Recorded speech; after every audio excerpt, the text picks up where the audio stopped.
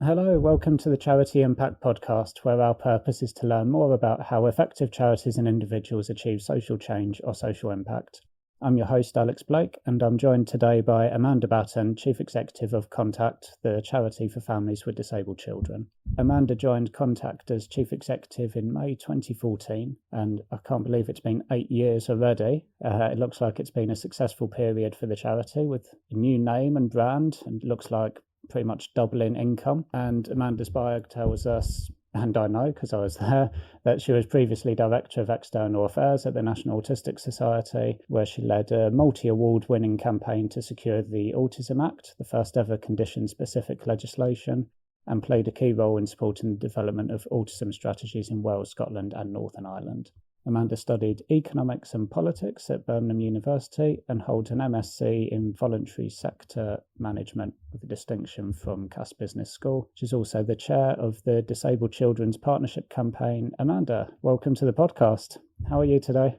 Thank you, Alex. Yeah, good, thanks. Glad to be here. Let's start with a quick, easy question to get us warmed up. Mm-hmm. What charity did you give your most recent donation to and why? So apart from my regular charity giving, the last one, it's not very original, I'm afraid, it was to the Ukraine DUC appeal for obvious reasons. Yeah, those kind of crisis appeals and emergencies are always a bit of a difficult prompt to ignore apart from anything else, aren't they? Absolutely. And I think in terms of, particularly over the last few weeks as well, seeing some of the footage from Ukraine around treatment of disabled adults, I found that particularly challenging to watch and engage with. Can you tell us, first of all, just a bit of background for context? What was it that motivated you to work in this sector in the first place? And I don't know whether that kind of goes back to childhood or university, or did you move straight into the sector or did you do other things first? So I've always been interested in politics, and when I left university, I interned in think tanks and then worked in Westminster in Parliament. And I think maybe it's not a terribly interesting answer, but I think I was always going to want to work in something around challenging social injustice, social exclusion. And I think it's kind of instinctive maybe to move into a sort of lobbying policy role for a charity. And I think that instinct is probably right, because I think in terms of my skill set, I'm probably better at kind of strategy type thinking than I would have been as a sort of lawyer, or going into a more legal route for challenging those kind of social injustice, social exclusion issues. So I think I went the right way, but I think in some ways that was just more instinct and luck to some extent. And I always wanted to work within sort of social exclusion or social justice causes, and in a sort of within UK policy sort of context. That's interesting. So I think it's maybe a common theme for people in the sector. I think for me as well, it's definitely that wanting to address social injustice in some way and not necessarily having a clear idea of exactly what that. I mean, I know for some people it's like a really personal, it will be one particular issue they want to campaign on, and then for lots of people it's kind of something around social injustice, and then either, as you say, you kind of had that interest to work in more the policy context, and then for others of us we kind of fall into one area or another. I know for lots and lots of people in fundraising, they kind of fall into fundraising and then end up kind of working in that field. Yeah, and I wonder if that's changing for the next sort of generation of people coming through. I don't think it was an obvious route for me, because if you work in Parliament and you go into a lobbying role, you either go into probably a better paid role in private for corporates, or you go into the charity sector and lobby for a more cause-based, which is obviously more interesting and not as well paid, but it's more interesting as well as fitting with values. Yeah. But I don't know whether, I wonder whether the next generation kind of see charities in the same way as a kind of route to address social exclusion and social justice in a way that was quite natural for me. And I think that's probably a bit of a challenge for recruitment for the sector going forwards. That's really interesting. So that kind of echoes a conversation I had with Paul Knott the other day, talking about the sector, because he kind of said something along the lines of charities maybe not being such an attractive career choice for people as maybe it used to be. Maybe just some of the negative kind of coverage in the media and that type of thing. Didn't go into huge amounts of detail. He will be coming on the podcast, so I can probe him a bit more about it. But you're saying that for young people thinking about social change, that it being less of an obvious one, and there being more, some of the kind of tech startups and things being something perhaps as a way of kind of driving change in society. Because there are more routes now, aren't there? There are more sort of social enterprise. Yeah. There's more vehicle. There's more of a blend between corporate and organisations with a social conscience, which maybe there was a bit more clear cut maybe when I sort of started out. But I think what charity brings is that working charities brings is that real connection with cause, which is maybe a little bit more, a little bit step back in some of those other routes. Because I think although I didn't have any strong personal connection to autism, when I started working at the National Autistic Society and I met people with autism and I met their families, that's what, although I had a general interest coming in, it was in social justice. It was meeting those families and connecting with those people with autism that really connected with me and has given me the commitment to stay in the disability field for the next 20 years. So it was a really powerful, it was a really powerful experience for me. I think it's a good point again, because actually I think when I spoke to Mark about the Autism Act, I think that it mentioned a few things, but the personal testimonies from families, I think, was one of the kind of strongest points that helped to really get that through and convince MPs to take that bill forward. I stumbled across an article in Third Sector from around 2016, which is really short but had quite a few really interesting points within a couple of paragraphs. So I'm just going to read out those 2 paragraphs and then ask you a little bit to expand on some of that. To give a bit of context, before this in the article, it had kind of spoken about charity chief executives and what they traditionally would look like. And then it says, I'm hardly groundbreaking, but I was 36, I'm female, an introvert and a campaigner by trade. The truth is that I didn't always see myself ending up in this sort of role, but now I'm here, I love it. Talking about your current role at Contact. The light bulb moment that made me take the step was actually lit by colleagues in the sector who helped me to rethink the chief executive role in a way that works for me. Since then, I've battled with how fast to pace change, my unreasonable expectations of myself and my nightmare diary. But the learning has come with a flurry of light bulbs. I've discovered the importance of a great chair and the true value of friends and mentors within the sector. Ultimately, I've learned that feedback from others is critical to reappraising and developing the value we can all add to the causes we believe in. So as I said, is it like about half a dozen points at least that we could kind of dig into, and I think some of them will come up in the conversation anyway. And I think that just shows, I think I'm definitely more eloquent in writing than I am verbally. Can we start, first of all, just to maybe the kind of 60-second version of a description of what Contact does as a charity for context, and then if you can expand a little bit on what you said in that article about feeling like the CEO role wasn't for you, through to taking on the role and how your thinking might have changed around that now that you're kind of 8 years in. Yeah, okay. So Contact is, we are the UK charity for families with disabled children, and we do 3 things. We support families, information and advice. We bring families together for peer support, which in the long run is so important. And then we work with those networks of families to campaign for change. Yeah, that's what we do. And what was the second question? Why I didn't feel that the CEO role was for me? Yeah. I don't know really. I think lots of people talk about imposter syndrome, and I don't have that. I have sort of, although I am naturally a kind of more introvert, and shy person, I guess, I do have a sort of realistic, I think, sense of sort of confidence and a sort of self-worth and a reasonable awareness of what I'm good at and what I'm not. I think it didn't occur to me perhaps to look at a CEO role. I think when you look at the people in those roles, they seemed different to me, and I just hadn't really considered it. And I think it took people to point it out to me, really, to make me think, oh yeah, maybe I could do that, and how could I do that? Because I think a CEO role is so broad Uh-huh. and so varied, and that's what makes it great. That's what I really enjoy about it, but it's also what makes it challenging too. And I think a CEO role is very different in different charities. So in a charity like Contact, although we are a campaigning organisation and that's important, actually I couldn't do my role without a reasonable level of financial capability or acumen, because we have quite a complex financial structure. And I think maybe that's, if in other organisations that ambassador role might be more important and more of the role. So I think it's quite hard sometimes to understand what a CEO role is, because it is different in different places and for different people, because you naturally, in a way, have the scope to play to your strengths in it.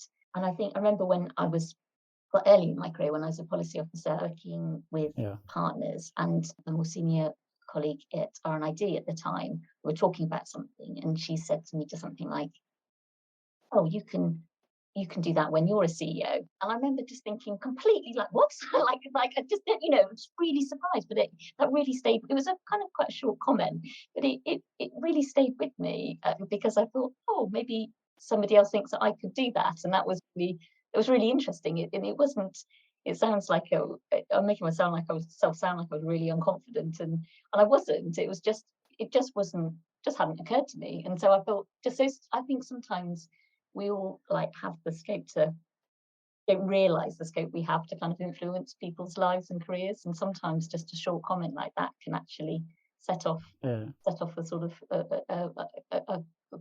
a course of action for somebody that you wouldn't know that you prompted. So I think feedback to people and kind of being thoughtful about that is really important. Yeah. I wonder how many people think that far ahead as well versus thinking a few years ahead. And I think I'll probably think more what's like 3 steps ahead rather than what's like the end, kind of to get to that kind of point. Although I know some people do, of course. Yeah, exactly. And I think there's a lot to be said for that, isn't there? Because I think you can over plan, and I think as long as you feel like you're learning and you're enjoying and you've got some stretch in what you're doing, it's normally the right thing to be doing, I think, and one decision follows another. When you said feedback from others is critical to reappraising and developing the value we can all add to the causes we believe in, and I think for me that's really what I'm interested in, is what value can I add to the causes that I support, and that for lots of people in the sector that's something we're looking towards. So what did you mean by that? Feedback from others is critical, and that kind of reappraising and working out what's the value we can add. Sorry, I realise I'm asking you to think back 6 years and explain the granular detail, but I'm assuming that's kind of something that you've thought about, and I'd just be kind of interested to hear. I think I sort of meant what we've just been talking about, really. I do believe that feedback is feedback from others is so valuable to help you work out how you can be better and where you're kind of, what you've done well, what you've done less well, how you can be better. I don't know how to describe it. But so I think we're not always very open to feedback, and I'm not always open to feedback either. I think sometimes you just don't want to hear it, or you haven't got time to hear it, or you just don't want to. And also you don't have to accept all the feedback you get from people. There'll be bits that you agree with and can take forward, and there's bits that you might think, I understand why you've said that, but actually I'm not going to do anything about that. I don't think that's fair, or whatever. You can interpret the feedback as you want, but I think it's the kind of bits of advice or feedback from other people that really help shape you and give you a bit of insight into how you come across and how you manage things. So I think, and I don't mean like big formal appraisal feedback, although that is really important and has its place too. I think there's a value in, I've really valued the kind of networks of people who know me, maybe from previous managers, maybe people I've managed previously who perhaps know me in a work context, whose view I value. They are the sort of people I'd ask advice about if I had a work issue now, because they know what I'm like at work, and sometimes that kind of friendly perspective or pointer can just be really useful. I think kind of keeping those connections is really valuable. In terms of that actual quote, trying to think what I meant more specifically. Yeah, don't worry so much about that, maybe, because I think you've answered it really well. And actually, I think as well as it being difficult sometimes to accept feedback, I was thinking it can be really difficult to get the feedback in the first place. Yeah. And actually, that makes sense in terms of asking people that you've worked with before, so they know what you're like as a professional and so on. But there's I suppose a sort of independence that means they can give you that honest feedback. So I think it can be difficult to get feedback from people that you're managing. Yes. Probably easier to get it from someone who's managing you, but or from external. For me, from clients, it's really difficult to get people to give you really kind of direct, honest feedback. Yeah, that's true. Yeah, so I think sometimes I think that is true, and some people are more practiced at doing it than others. And I think if you understand the value of that, in terms of your work as a consultant, I think that is almost part of the deal a bit, like to give some. I think I would feel comfortable, and I know you quite well, so maybe that's an element of it too, isn't it? Because I think knowing how important it is, I think it's a very helpful thing to do for other people. So I think for that, but you do have to have some kind of relationship of trust, I think. Otherwise, it affects how it's received or can damage that relationship. So I think I would feel confident feeding back to consultants or freelancers or other people that we're working with, but I would have to have some kind of established relationship with them to do that honestly, I think. And I think that's perhaps why it's challenging working with clients more generally, to always get it. Yeah. But you don't perhaps have that depth of relationship. Yeah. It's maybe a little action point for myself to just lodge just thinking about the best way to request it, to get it in a meaningful way, because it's about making it easy for people, isn't it, when you're asking something of them as well, in different ways. So not just, like a survey link can be easy in terms of then it being, they can do it at their own time and things, but then sometimes I think it's difficult to give constructive feedback in that way, rather than verbally in conversation where you can explain what you mean by things. So it's also about listening, isn't it? Because sometimes it's more people don't say, or in a very slight, and sometimes I think when somebody says something to me that's quite a slight or throwaway comment, and then I've just gone back and thought about it and thought, I think maybe there was something in that too. Okay, and more broadly, I wanted to ask you what sort of resources you find useful in your work. So that may be a bit more about people and mentoring and that type of thing, but also things like kind of books and training, websites, newsletters, subscriptions, all of those kind of things. What you find useful, what you might recommend for other people to use. I've definitely found in this role that there is a need for more training or for sort of filling gaps in skills and knowledge, and that's just a continual state of the world, isn't it? You always have gaps in skills and knowledge that you need to fill.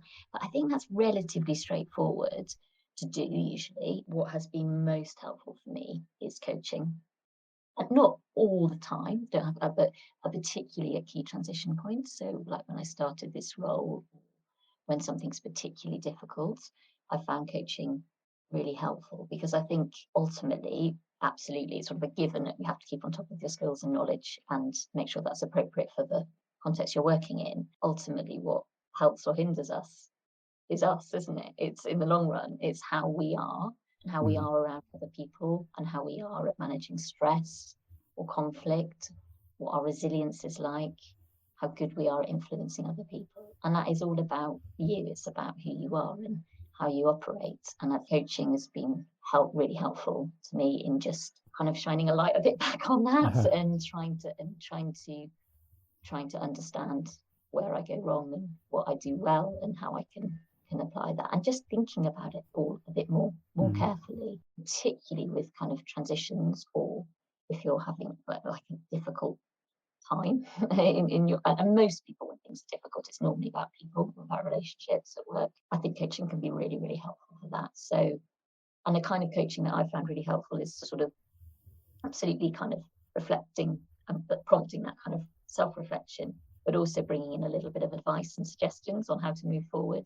So that kind of not completely open, and that's been transformational for me, really. We all need a bit of it. Oh, yeah. Yeah, so not just constantly saying, and how does that make you feel? And what do you think about that? But saying, oh, and here's some things you might want to try, or here's some thought exercises. Exactly. And there are, you can learn stuff about, of course, about culture and people and how things Yeah. work, and there's some useful sort of models and theory that goes with that. But I think ultimately you have to work through what that means for you. Yeah, how you can use that. Because I think ultimately, whatever role you're doing, the challenge is bring sort of the best version of yourself to it, and to try and do that as often as you can. Yeah. So I would say, for everybody, and absolutely for me during home working and COVID in the last few years, my energy is up and down, my resilience is up and down. And I know that when I'm not always bringing the best of myself to work, I absolutely know when I'm not doing that. And you have to just give yourself a break for that sometimes. And when my resilience is down and my energy is down, I am snappier, I'm less patient, I'm a less supportive colleague than I want to be, or that I can be when I'm at my best. So I think coaching helps you a little bit with that, but it's also just about trying to manage that energy in yourself a bit. But that's sort of ultimately, I think, what I'm trying to do is I'm trying to bring the better version of me into the office as much as I can, and recognizing that not everybody gets it all the time. but that's ultimately what I'm just trying to do.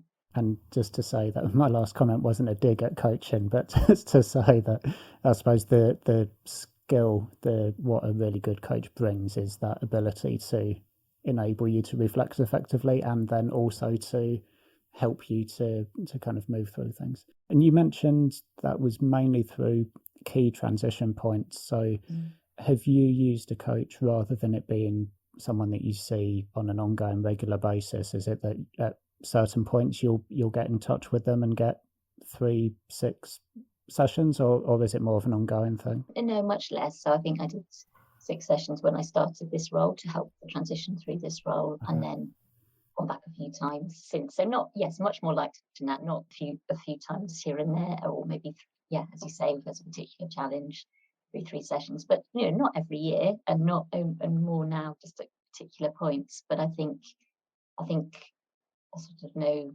myself well enough to think, I'm not dealing with this very well. I need to step back from it and help somebody needs to help me try and sort out what's going on and find a better way forwards. But yes, I use it now as just to help me if there's something particularly difficult. But not often. But I think in everybody's working life, it's probably useful at some point. Yeah. Okay. And you mentioned there a little bit about the kind of energy and the difference working from home, the kind of energy flows. I think in that article I reference, you mentioned those kind of unrealistic expectations and things. So the next question I wanted to ask is a bit about how you structure your life. So I suppose there's 2 elements to that. One is around structuring your working time. So whether that's having particular days of the week for particular themes, or whether it's how you kind of structure your day, your working hours, and that kind of thing. And then the other part is about how you balance that energy, and what your working hours look like, and how you switch off, and that side of things. In a way, I think I've struggled a bit with the sort of post-pandemic changes. Even though I am more introvert, I still get energy from other people, and I've missed that. So I have a balance now. I do office 2 days a week and 3 days at home. One of the things I think, as in most roles, as you get into more senior roles, you have one of the things you get is a bit more control around your time. So you might get a lot of pressures on your time, but you also get a sort of bit more ability to control it and manage it. And I found that particularly pre-pandemic, really helpful. So I will pay quite a lot of attention to managing my diary. I am better in the mornings, or actually in the evenings. I'm worst sort of post lunch when I really want to be having a siesta. So what I do is I schedule if I can, I schedule my meetings for after lunch. And that sounds really rude to the people I'm meeting, but you do need less energy to be in a meeting than you do to, say, write a strategy paper or really focus on an issue. So I normally put things like regular meetings, like one-to-ones and internal meetings. I'd always would put those after lunch. So it's just and then if I was had to do a bigger pitch or something that was quite needed quite a lot of focus and energy, and I would be really careful about where I put that in my diary and what I put around it. So I think that has absolutely saved, really focusing on my diary management has really saved me through particularly when it was very precious. And actually now it's less pressured in a way. I probably have less, it feels like I have less meetings because they're just done quickly on Teams rather than taking out an afternoon to go and come back, etc. But I think that diary management is still important. When I started in the role and it was really, really heavy going and it was really precious, I was very, very tired by the end of the week. And that was because it was quite a lot of front-facing work and I didn't have very much time for myself. And someone said to me, you just need to find a way that you recover fastest. So for some people that's yoga, for some people that's running. And it doesn't matter what it is, but just do the thing that is going to get your energy levels back quickest. So it turns out that my thing was probably for the first 6 months in that role was to spend Saturday afternoons watching Agatha Christie on BBC Three or UK Comms. And I just lie on the sofa and watch reruns of Miss Marple for probably about 4 hours. and then I thought, well, that's fine. I'm not going to suddenly start running more than I do run. I do yoga, but I thought, that was the thing that got me. I needed that. I needed to get my energy back. So I think there is something about you just do what works for you and don't feel like you've got to take up Pilates unless you actually it's helpful for you to do that. But I think now I generally don't work over my hours. I think I find it quite hard to sit at a desk for 7 hours, look at a screen, because I've not done that in my working life for quite a long until COVID, really, because I was always in roles that had some element of external stuff in them. So I was always going out to meetings, doing as well as being in the office, but I was very rarely sat at my screen for 7 hours. And I have a real appreciation for colleagues who have always done that, because I think it is incredibly difficult. We all have monkey brains. We need to be jumping around different trees and doing different things. And I think sitting at a screen is very, very hard to do. So I even if there's a range of things during the day in terms of content, I still find that quite difficult. Yeah. And you finding you manage to switch off okay? You fairly disciplined about having a certain point in the day, particularly when you're working from home, that you turn off email notifications and all of that kind of thing and manage to switch off from work? I don't work. Yeah, absolutely. And I think that's important in a leadership role as well. I think it's important not to be sending emails and doing stuff on the weekends. And I think it creates an expectation for other people. So I am good at doing that. I think sometimes things stay with you to filter and think about. So I will think about things outside of work hours, but I won't send emails and actually do work outside of work hours now, really. That was different but I think it's a different phases, aren't there, in your working life and what the organisation needs from you. So I think at the beginning there was a lot to do. Well, there's still a lot, of course, there's a lot to do, but it was particularly hard work, and I was in a new role and trying to navigate that. And I think something that all chief execs have is a certain level of drive, and that sort of can be personal or for drive for an ambition for the organisation. And so there are times when you do work hard and do really need to push it. I think that's quite an interesting dilemma, because I think probably particularly younger generations are perhaps better about being more boundaried about their time, which is a good thing than perhaps for me and older generation. But I think there's an element where sometimes you do need to go for it, and you do need to push things, do need to have that drive and energy to push things forward. And that can take more of you than your work-life balance could sustain in the long run. And personally, you all have to find your own balance with that. And for me, I think that's okay. And I've done that there's been years when that's work has definitely taken over for me, and I've been able to do that, and I've wanted to do that because it's part of the cause and the value and I put on what I'm doing and the organisation I'm working for. But I can't do that. No one can do that all the time. So for me, I think you have to have peaks and troughs, and you have to know when it's the time to kind of really go for it, and then you need to take some time back. You need to then be more boundaries, and you need to let other things in your life to come forward as well. And I think it's a balance for me over time rather than on a weekly basis, because I think it's impossible to. But maybe I don't have children, and so there are restrictions on people with caring responsibilities, have restrictions over their work and may not be in that position to be able to do that. So I think it is a personal choice, but for me, I am much more boundaried now than I used to be. But I think I'm in a position where I'm able to do that at this point, and I think that probably I wouldn't have delivered as much for the charity if I'd always worked in that same way. I think the peaks and troughs work for me. I'm going to ask you next about a particular achievement, and it's something that I spoke to Mark about just the other week. So I'll let you know what Mark mentioned so we don't hopefully recover the same ground too much. But we spoke about the Autism Act. It's obviously a huge achievement for the NAS and something that you were involved in. Well, Mark described you as being the driving force and the reason for it happening, essentially. So I wanted to kind of dig into that in a little bit more detail with you and understand how the team managed to achieve that, how that success came about. So Mark mentioned a few things. He mentioned the strength of the team, talked about the lobbying of individual MPs and also the public awareness to motivate those MPs, and a big factor of that being around mobilising parents of children with autism to write to their MPs and share their personal testimonies. And then also the simplicity of the bill, and also the fact that the NAS drafted it for them and essentially made it that much easier to say yes to, and the importance of also having in there that the developer strategy and it would be reviewed every 5 years so that it wouldn't kind of sit on a shelf, but it would there was that commitment there.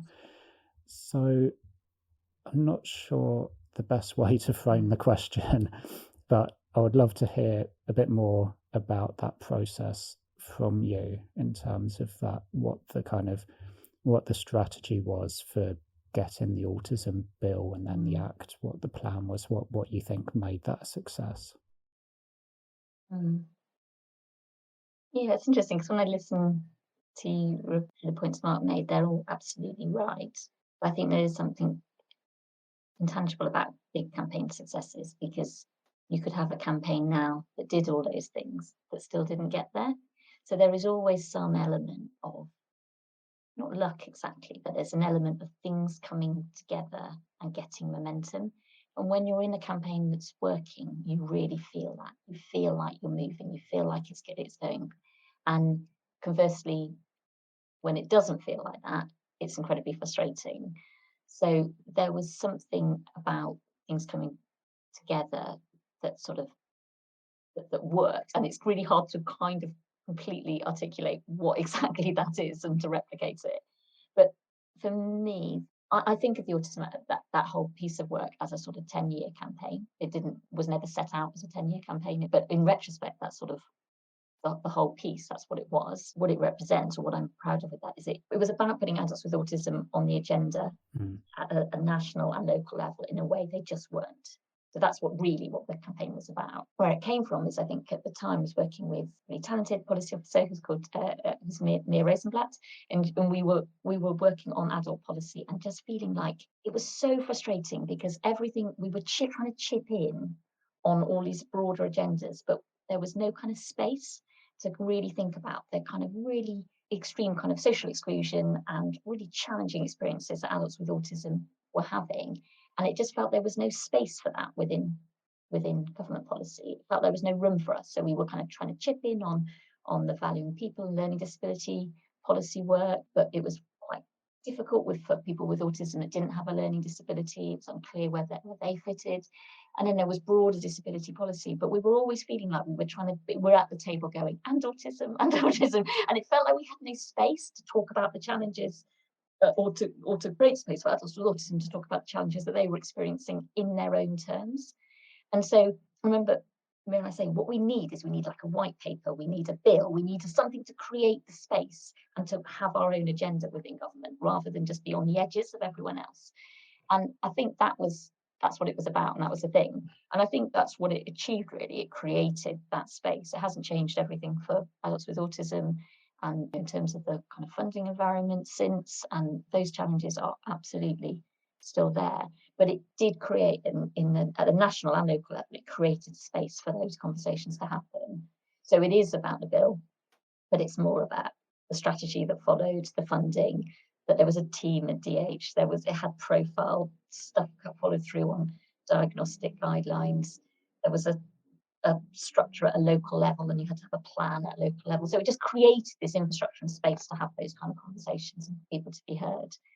And yeah, I'm not quite sure. I think it sort of built in momentum as it went, and the bill was a really key point in that. And I think it kind of coincided actually with kind of culturally autism becoming a bit higher profile. It really didn't feel like that at the time when we started, because there wasn't any really social policy research around the experiences of adults with autism. The phrase we used was isolated and ignored.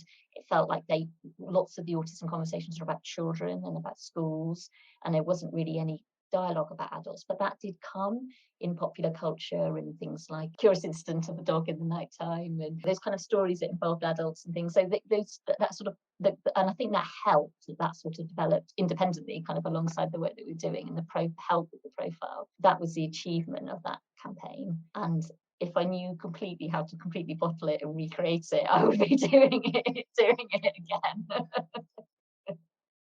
But I think it does show the importance of like being ambitious sometimes. Yeah.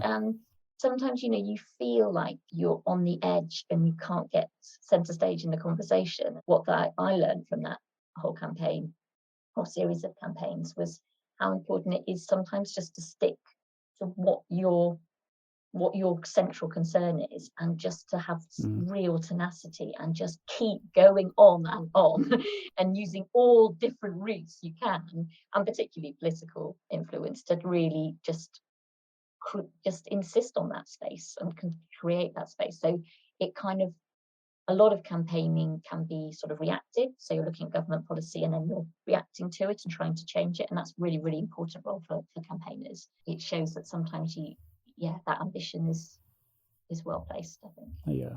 So I understand it's about kind of setting that ambition and then really doing the work, as in, what good campaigning looks like, you get on and do it, and it's very much a kind of fluid environment in that, as you say, you're responding to maybe what's happening in the media, what's happening in the political context and those kind of things, and you're making that progress through that lobbying and campaigning. And there's an answer as well, there's a solution. I think that's what is sometimes really hard about campaigning. It's always easy to say what's wrong, it's sometimes hard to form a solution. So we had done that policy work, there were some quite clear things that we wanted, and it's much easier to campaign when you've got a solution that we could then I mean, it's quite broad, but we'd written the strategy we wanted. We wrote the bill that would enable it. So we had something to say, and this is what you can do. And I think for politicians, particularly, less so for civil servants, but for politicians, that's very attractive, because then they can just champion that solution rather than just raise the issue. So I think that's really key. And you mentioned it's difficult to work out what are the kind of key things and then to set those. And so if you go back to when you set the ambition, so you put in the NAS's organisational strategy to get a bill through Parliament, how do you then put the steps beneath that? So you have your strategic objective, and then you might kind of set in place a series of kind of targets or metrics. But with this type of work, it feels like it's really difficult to do that sort of thing. So how do you structure that when you're at that kind of starting point of the campaign? Yeah, I think campaigning is always a bit more fluid than that. So it was never in NAS's organisational strategy to achieve an autism bill. In the policy team's ambition to try and create that space, a white paper, a bill or something, so we have more space for these issues. And organisationally, there was a lot of feeling that particularly the gaps for people with autism that didn't have a learning disability, that something needed to be done around that. So there was support for that kind of that concept. But there wasn't, I don't think you could have made an organisational plan to do it and then do it. I think it has to be more fluid. I think what you can do though is you can think what are the basic building blocks of that, and that would have been in our plan. So strong political support. So, and you can measure that in metrics. So we did have strong political support cross-party in both houses of Parliament pre-bill, and that had been built up over time. So you can measure that through the kind of the polling surveys of MPs and peers. So that can and we had the more output metrics on achieving that. And then we had you need the policy solutions and the policy work to be done. So we could put our own internal target on doing that work and doing the research of people with autism. Obviously, it was our first bit really in terms of understanding the issues and bringing them forward.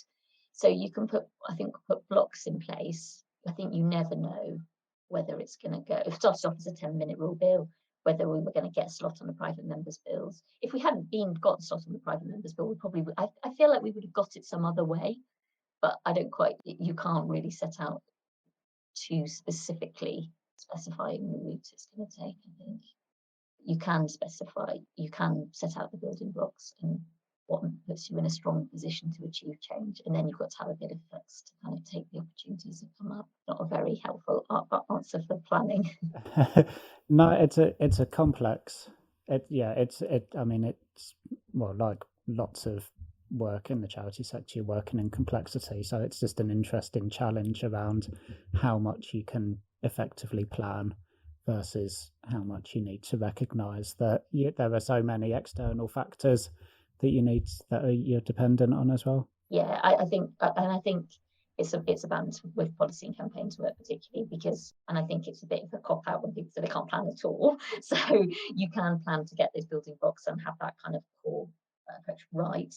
And I suppose what the Autism Act stuff shows is that you can have a proactive objective and just keep going after it, as well as kind of having some space. That's about 40% is the same kind of plans to react to other things.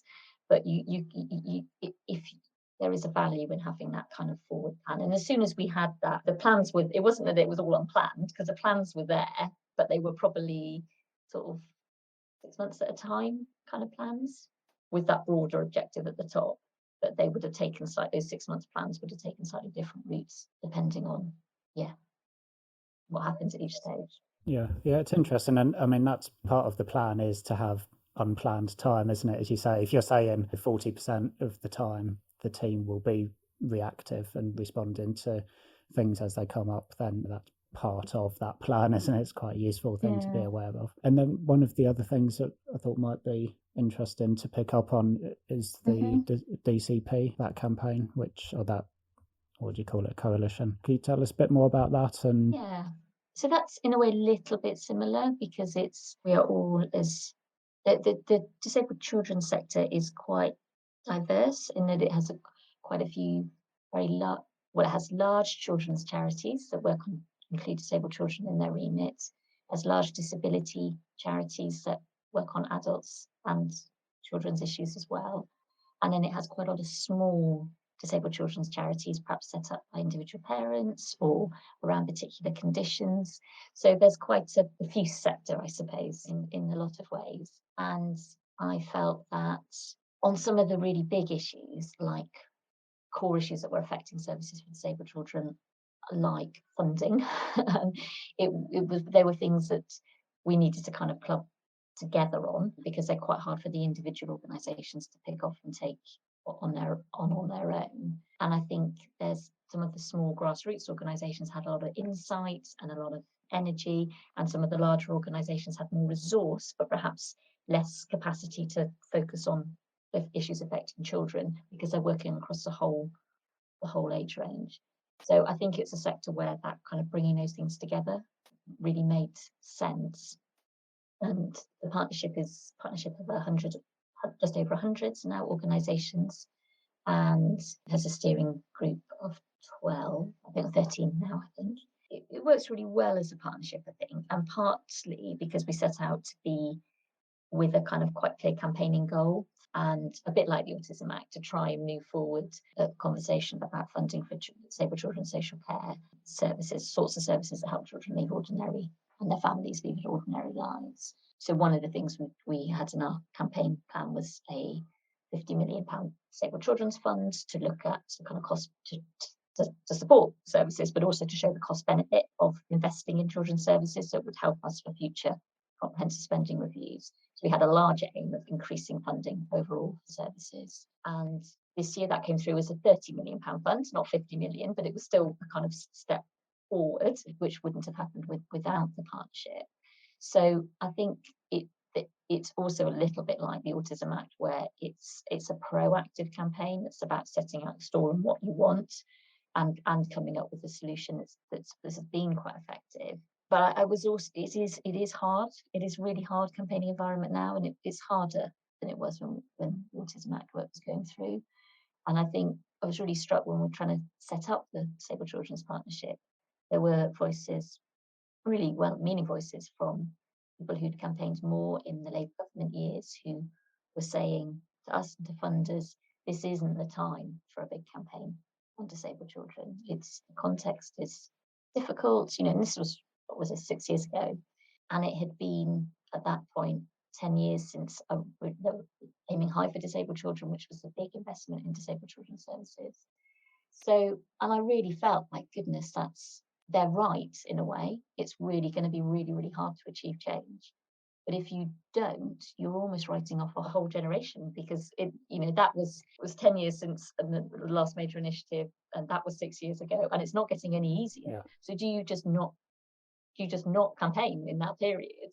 And I think it's a really difficult debate, because that was a conversation we were having with funders. Funders have come through and they did say, okay, we will invest, see what you can do as a partnership and as a collaboration.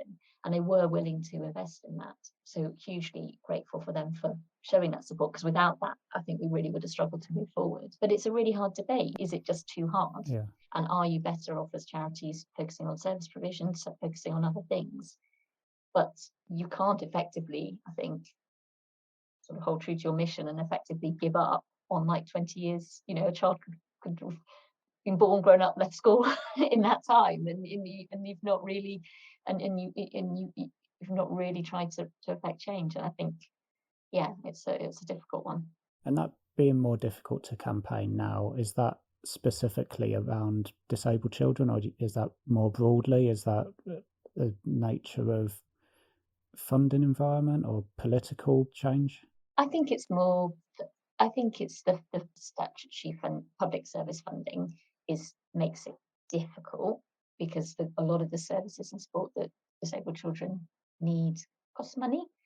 So it is a difficult context to be arguing for the funding that those services need and support requires. I mean, actually, I felt through the pandemic, particularly that first year, because we're working with a group that were particularly disadvantaged through COVID, it felt like that conversation with government became a lot more open and a lot and more regular and fast moving. And so actually, I think that shifted, that did open up some doors, and it did sort of shift the kind of the feeling of the kind of lobby versus government kind of relationship in a positive way. But I think it's also just, I think it's financial pressures and distraction and other issues that makes it quite tricky at the moment. With some of the things that you'd be asking for when you're campaigning for disabled children, is it not the case that if public services were to spend now, that they would actually save in the long term in terms of reducing the need for more acute services and things like that? Yeah, that's right. And there's plenty of evidence, not least evidence conducted by government itself, that kind of demonstrates that. But that was the kind of piece of the £30 million fund I mentioned earlier, is to kind of increase the strength of that evidence base, because it's quite good. It's just not quite strong enough in terms of some of the longer term investment that's required. So it is about, and it's difficult to strengthen that evidence base, because it's quite longitudinal over time. There's always mixed variables within it, but it is, I think it sort of recognises a sort of general truth. But when you're trying to get specific and quite large scale investments in the short term, the stronger the evidence base, the better, obviously. And do you think, if there is a point, because I don't know there's no kind of, at this specific point we have the evidence we need, there's no kind of, I don't know what that point would be. If you were to reach that point, do you think that there will ever be a government or a set of decision makers that will just be able to get past that psychological mindset of needing to invest heavily now and to save in the long term, but they need to spend out of their budgets to save future budgets, that always seems to be the stumbling block. Do you think that's a case of more evidence, or do you think there's a more of a kind of cultural issue there? Yeah, it's both, isn't it? And that's why effectively we decided just to go ahead and set up the partnership, because it is about political will at the end of the day. And so that, and I guess again, going back to Autism Act, that's what that showed me really, where you've got that political will and backing, you can move beyond, not beyond any evidence, but you can move forward, basically. I think it's the single most important thing. I've lost my train of thought. Yeah. I was going to say just about the Disabled Children's Partnership, my learning from that is, where campaigning is quite hard, it's really nice to work with other people. So collaborations across the sector are really important for the sector as well. I know that sounds really weird, but it's really nice to work with and there's so many brilliant people across the sector. And what makes DCP work is that it's always had really good people engaged with it. And those people have changed over the years. And it's really nice to work with those people on a kind of common goal. So I think there is a benefit to the sector and actually for the parents and people that are working with us as well. There's something about that feeling of being in it together and working together, when sometimes it can feel quite isolated as an individual organisation when you're trying keep knocking on the doors and keep getting turned away. And I think there's something really good about collaboration for all of our morale and our kind of encouragement as well. It's important. Yeah. And I think once those working relationships develop, they can lead to other things as well as the original reason, but another challenge or opportunity comes up and you have that working relationship, you have that trust already developed, and so you can respond more quickly to the new, whether it's a funding opportunity or a particular issue for the community you support. Yeah, absolutely. And that partnership working has always been it's part of Contact's DNA, I think, and we really, really value what other partners can bring and place a lot of store by being a good partner to others, because it is about the wider cause rather than what we do as an individual organisation. I think that's important. So, yeah. So I was just wondering, as we're talking through that coalition there, and you mentioned having the funding for it, how is that resourced? I know you mentioned the steering group, and then is there one member of staff hosted by a lead organisation, or is it just those different policy people from each area? How is it kind of practically managed? Yeah, so when we set it up, we went out and asked for people's views and what they would be prepared to sign up to. And the steering group is made up of organisations that contribute financially. So the membership is open to everybody, and then the steering group members make a contribution annually. So we started with that, and then because we were coming together, we were putting our own money in. We had the support of a trust, the True Colours Trust, who invested in us to match that funding initially, and then and supported us for a number of years, and then because of the progress we were able to make, and because it became quite an important partnership during the pandemic, because we were all so stretched during the pandemic. And so I'm not talking about that in the past tense, but I mean in that first year of COVID.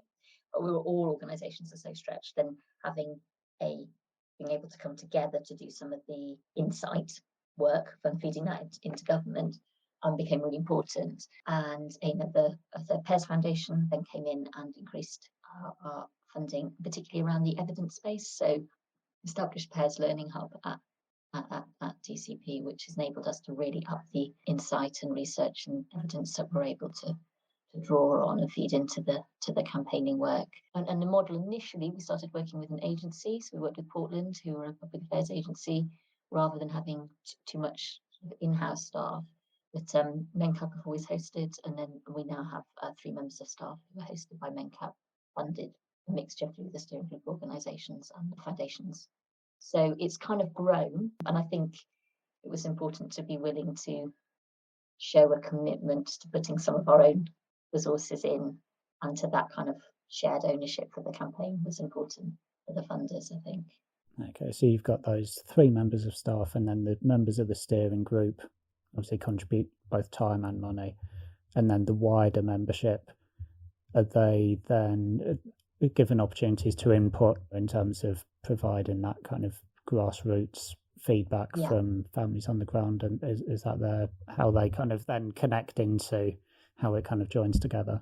Yeah, that's right. So we, on the kind of practicalities of it, steering group meet monthly and members meet quarterly. But then we have particular, like if there's a particular working group or area to focus on, that's opened up to members as well, so people can volunteer to join in some additional pieces with steering group members as well. And most of the kind of meetings, media, that sort of stuff tends to be led by steering group members, and it kind of works on what everyone can volunteer and offer. And I really think that those kind of coalitions and partnerships should be of real benefit to the organisations that are part of them as well. So they should be a sort of vehicle to give people, whether on a personal level in terms of their own development or in terms of their organisation's profile, they should be create opportunities to give them access to meetings that maybe they wouldn't ordinarily go to, or just ways of working in the sector more broadly, or spokespeople roles or whatever. So we're kind of always keen to try and enable that to come through. And then jumping from all of these positive developments, I wonder if I can ask about a more negative experience when something's not gone well, or when there's been some kind of crisis that you've had to manage. What sort of experience could you share with us from that perspective? I struggled a little bit with this question, not because I haven't had negative experiences, it's because of what's appropriate to share, really. Nothing goes wrong under my command. Exactly. I mean, I just think in general, all the difficult when things are, what makes our work, and actually just talking about DCP, what makes DCP great is the people are great who are involved, and what also makes things challenging is when there is conflict or difference of view or performance issues, or that's all the stuff that's difficult, isn't it? It's the stuff that makes us kind of stressed and take away and hold on to and think about it. It's those have been probably the kind of lower points in my career, is where there's been really difficult people to have to work through. And at Contact, we are largely reliant on restricted income. So that means that we do need to do redundancy consultations reasonably regularly, because funding comes to an end. We have to finish that piece of work, and that is incredibly difficult for everybody. At times has been particularly challenging where we've had big chunks of funding come to an end and not had replacement funding come through in time.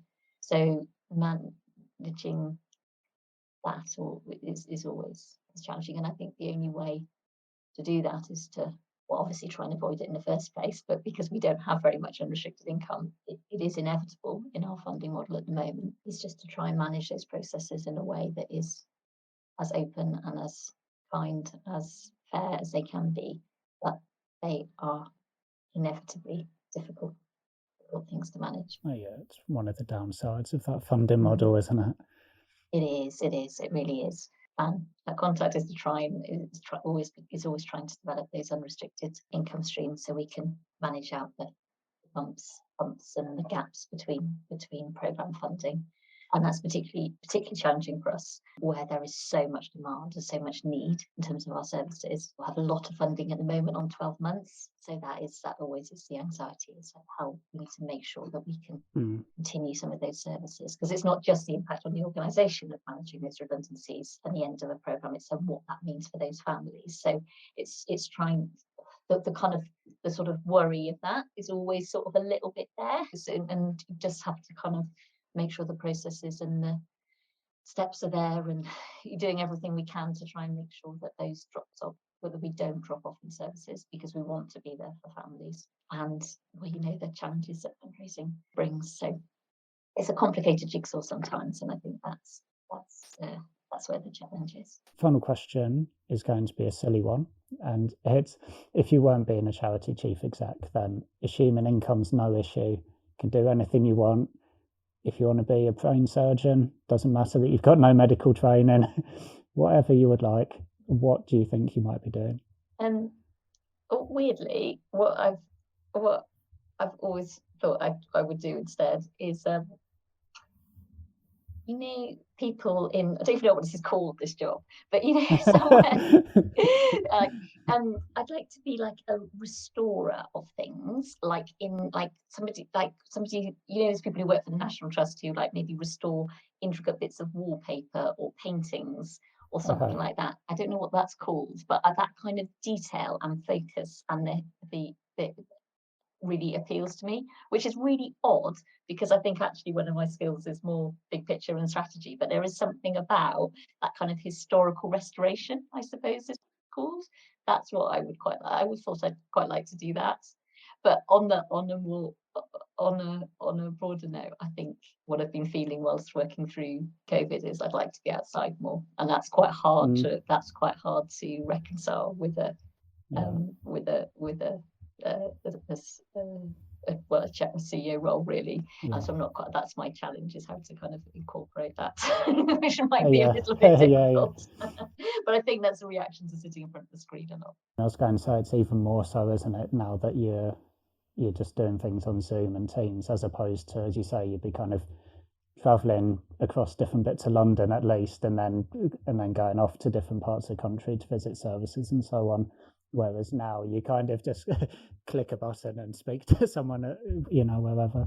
Exactly. So if I wasn't going to be a sort of historical restorer, I think I would be outside more. And I think also the pandemic kind of helped everyone a bit think about being in nature and being the environment around them. So I think that's also played a role a little bit, as well as being on a lot of Zoom calls. Yeah. The other thing, Alex, I don't know if I'm allowed to add something in, just as not answer to that question. Yeah, of course. So I just in fact, well, my next question was going to be, is there anything else you'd like to say? I shouldn't have jumped in. It's more going back to when we were talking earlier about advice and like feedback from other people. So it's sort of more going. Yes. I just remembered one of the kind of anecdotes that I thought might be helpful. So like your networks being helpful. So people you've worked with in the past, either in your team or people who've managed you, and kind of keeping in touch with them, people whose perspectives you appreciate, has been helpful to me. Yeah. But I was also thinking about when we're talking about, also connected, talking about feedback, sometimes being quite small things and like a helpful prompt rather than a big like formal appraisal piece. A good example of that is my former chair, Paul Streets, who's chief executive of Lloyd's Foundation and is a very wise owl. When I had recently started in the role, and I was quite overwhelmed. There was a lot on. I think we were doing redundancy consultations. There was a lot of financial stuff to work through. There were a lot of people issues. The team wasn't quite full, and it was quite difficult. And when I met him for my one-to-one, I just did this like, this, I've got this, or this, and he just let me talk for about 10 minutes about all this stuff. And then he just sat back in his chair and he said, the thing is, Amanda, you can be a bit of a martyr sometimes. And it was the most helpful kind of prompt I could have had. I was so astounded, and then I just started laughing, and I thought, but he was exactly right. I was holding on to too much. I was like taking it all on too much. I needed just to hold it all a bit more lightly, and support other people to take their responsibilities on. And it just occurred to me as a thought of sometimes how feedback doesn't have to be this big formal thing, but just a one-off comment like that. It can be just really helpful, and it does change your approach. And sometimes if I'm feeling a bit snowed under, I think of that comment and I think, oh, I'm being a bit martyrish again. I need to it's not all about me. And it's really helpful. So I think it's just an example of how little bits of feedback can be really useful. And then I guess some of the advice for others is just, I don't know, really, be open to feedback, be prepared to go out of your comfort zone sometimes on work things, and be a bit, you haven't quite got all the information, or it is a bit of a stretch, and just be willing to take something on and have a go. I think that's where you do your learning. Word of the day, martyrish. Yeah. Yeah, it's a good good reflection. Okay, so thank you for your time. It's been really interesting. Any of the organisations and resources and things that you've mentioned, we'll put links up on the webpage so people can navigate to those. Thank you for listening to this episode of the Charity Impact Podcast, and thank you for making it all the way to the end. Just one more thing before you go. If you enjoyed the podcast, please do follow us and leave a rating on Apple, Spotify, or whatever platform you're using. It just takes a few seconds and means a lot to me so that I know there are people listening and enjoying the podcast, and it's worth investing time in producing more of these episodes.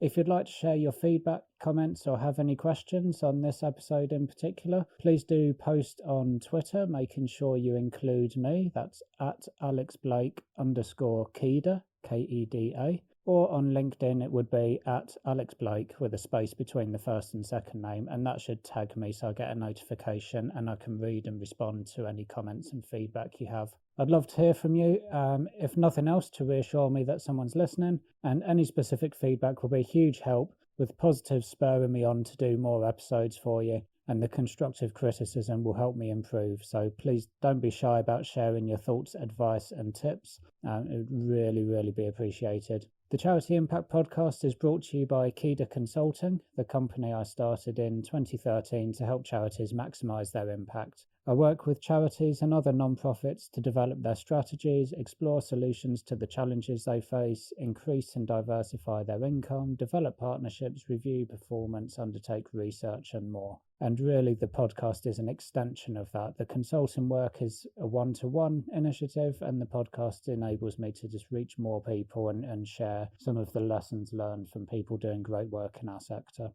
If you'd like to find out more about us and access all of the episodes on the podcast, the website is kedaconsulting.co.uk. You can also there sign up for our emails to ensure you're the first to know about future episodes, articles, live events, and anything else that might be happening. So thank you so much for listening all the way to the end. Until next time, take care.